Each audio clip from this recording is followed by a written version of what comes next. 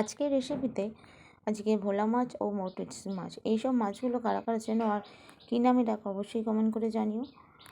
আর প্রথমে মাছটাকে ভেজে নিয়েছি, তারপর পেঁয়াজটাকে ভাজতে দিয়েছি।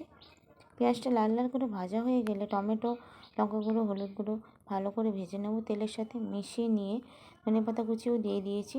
প্রায় তেল ছেড়ে এসে দেখো প্রয়োজন মতন জল দিয়েছি, দিয়ে মাছ কটা দিয়ে দেবো। আর একটু জল দিয়ে মাছ কটা বিছিয়ে দিয়ে চাপা দিয়ে দেবো। ফুটে গেলে প্রায় হয়ে গেলে নামিয়ে নেব। এইভাবে মাছের ঝাল করে খেয়ে দেখবে, সুন্দর লাগে। আর পেঁয়াজটাকে ভেজে নিয়ে আর লাল শাক কটা মশলা দিয়ে ভেজে নেব। মশলাটা তেলের মধ্যেই দিয়ে দিয়েছিলাম পেঁয়াজের সাথে, দেখেছো। আর এখানে শিম আর লঙ্কা বাটা একটু ভাজা ছিল, এগুলো দিয়ে দেব। আর কিছু দেব না, অ্যাড করবো না।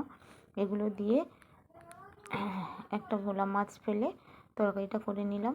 ছোট্ট করে একটু তরকারি, কেমন লাগলো অবশ্যই কমেন্ট করে জানাবে। আর তোমাদের বেশি বেশি কমেন্ট, লাইক, কমেন্ট, শেয়ার অবশ্যই আর সুন্দর সুন্দর রান্না বানাতে সাহায্য করবে।